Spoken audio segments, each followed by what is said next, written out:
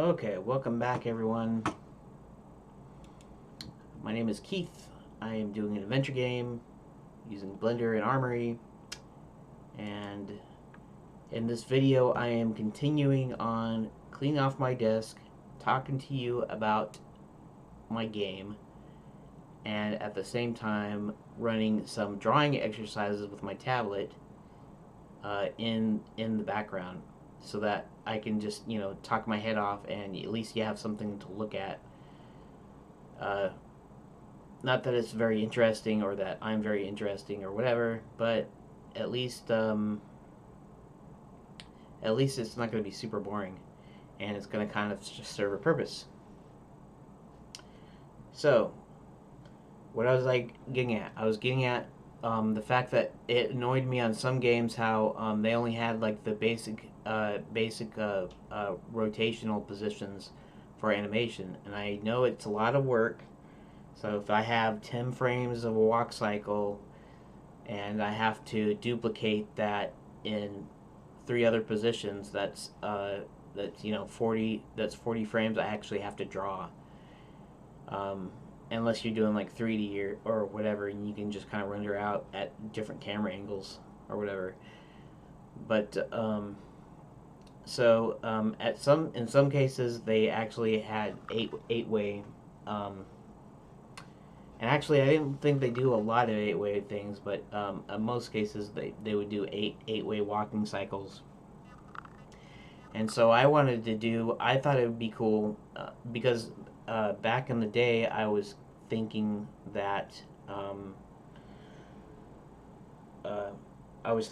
since we were starting to get into CD-ROM and we were starting to have so much more data storage on disks and whatnot, that wouldn't it be cool if they did even more smoother animation, more frames, and all that stuff, because now they could do it.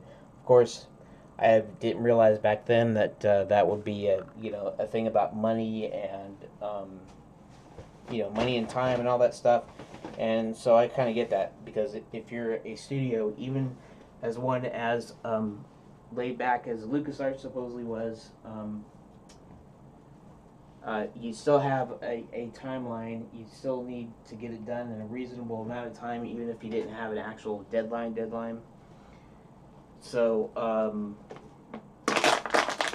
so you would want to minimize how much you have to do. That, in fact, that's why a lot of games didn't come up with many multiple solutions. Because if they did that, there's a risk that at some point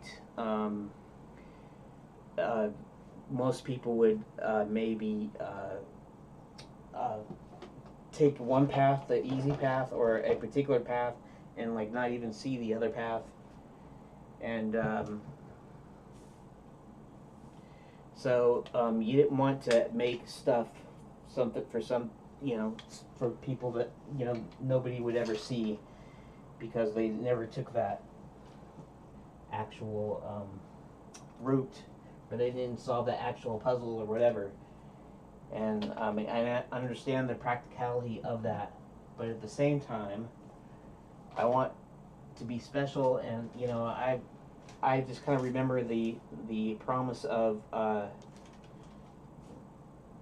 the actual promise that CD-ROM kind of promised us, in like unlimited space. In fact, we do have, for the most part, huge hard drives now, and so we have this we do have a huge, almost unlimited amount of space. And in fact, things are going online, and that won't even be a thing anymore. But so when I was originally working on games, I wanted to work on adventure games, and I was thinking it would be so cool to have this really awesome smooth animation. If you remember Wolfenstein 3D, they would make their characters go in like 8 directions, I think. But I don't know if they do them all the time, because sometimes you're just seeing them from the front. But so I was thinking it'd be smoother if you could add more frames in, and of course now they're doing full 3D, so that's not even a thing anymore. So I figured what I would do for my walk cycles, and it's going to be for every major character that you actually get to play. So some things that you won't, if it's a character that you won't play and that's just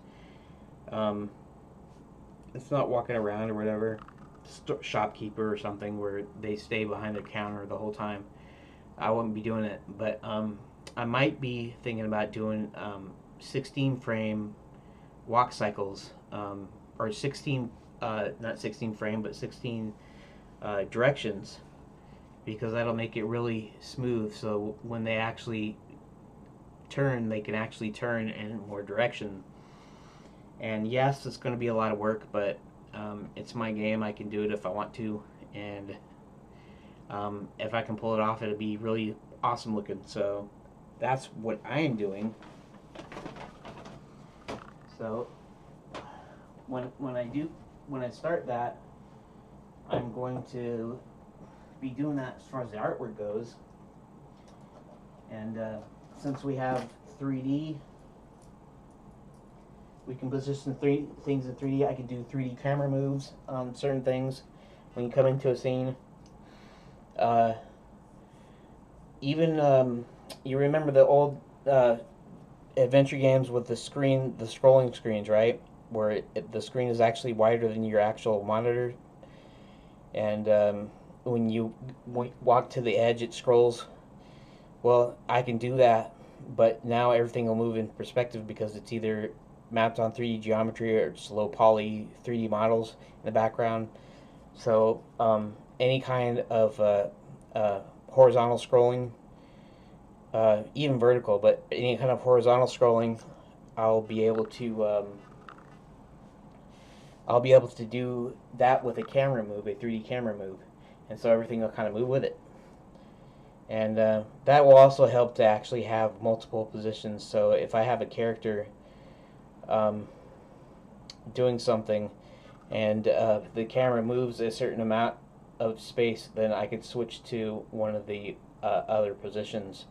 And with 16 of them, it should be fairly effective in giving you a 3D, a sort of a depth or parallaxing effect that's pretty effective. And I still get to hand draw them. Hand drawing and hand animating, I think, are they're not lost arts, but they're pretty important. I see TV cartoons, they use like the Flash style, and what I mean by that is just they use vector art, and I saw this woman on YouTube doing a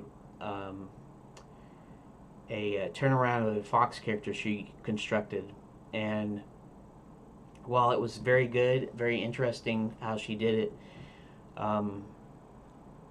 she did the thing that they do with kind of vector art, and that is instead of just hand drawing the animation straight away, she would draw a part of it, and then she would actually do the in-betweens by rotating and manipulating.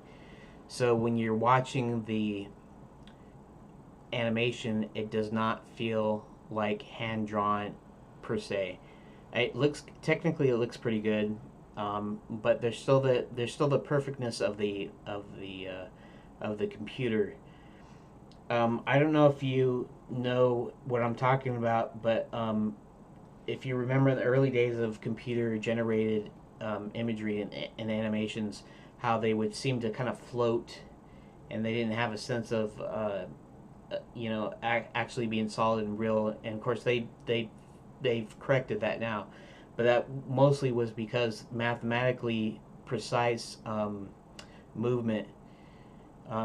They had like plotters, and they had to do had to kind of do it methodically, right? So the computer would generate the in between, and it looks very smooth, mathematically smooth, but it doesn't. For instance, if you have an arc of like your arm swinging back and forth, And I don't know, maybe I should actually put myself back here on the monitor so I can give a little bit of an idea here. Let's hope it doesn't show too much of my background. Okay, so let's say here, let's see if I can get back here. So let's say I'm swinging like this. If you notice up here, it's higher than it is down here, and then that's higher than that is down here. So it swings in an arc. So now, not that you can't do an arc in computer, but in the early computer, it might do you might do an interpolation where it moves it like that, and so you, now of course animators would probably actually do arcs, and if they're animating and they're using principles of animation, they probably made it look better than that. But I'm just using that as an explanation. But where you'd have like this perfect dealie, not slow in and slow out. Slow in and slow out basically is where frames that are slower are closer together.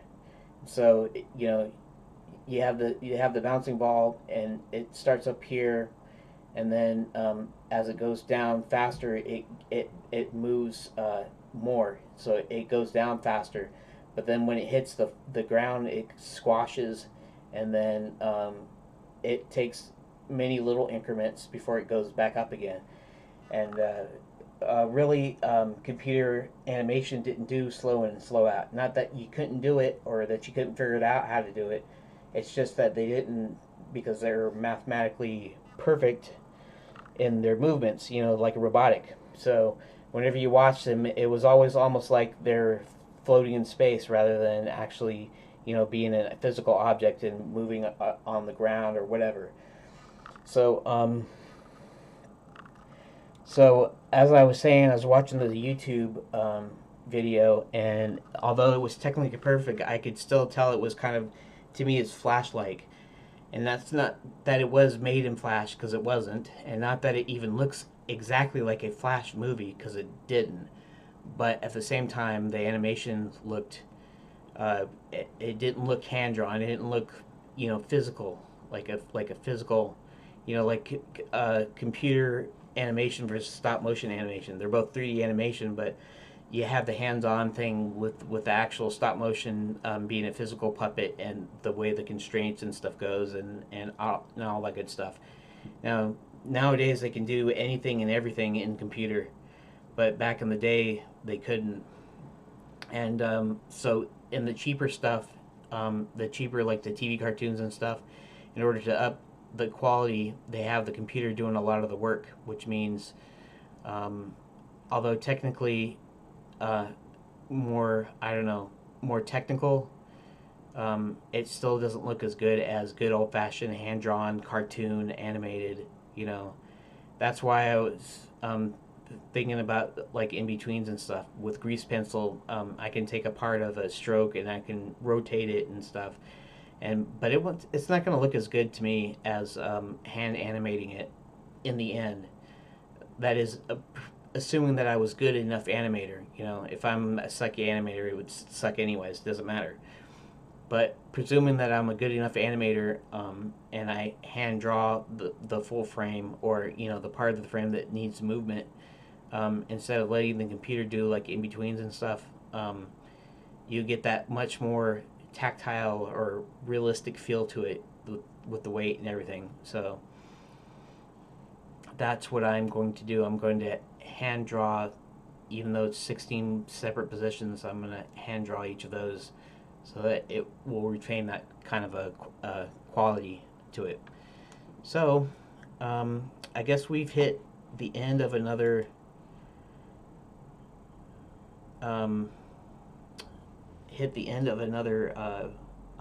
video, and I'll try this.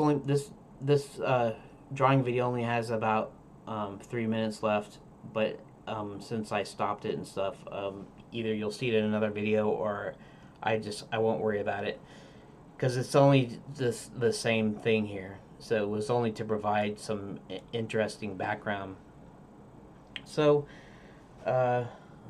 I'll see you the next time, and we'll see about maybe getting some references or something for scenes and for characters and all that stuff. So thanks for watching.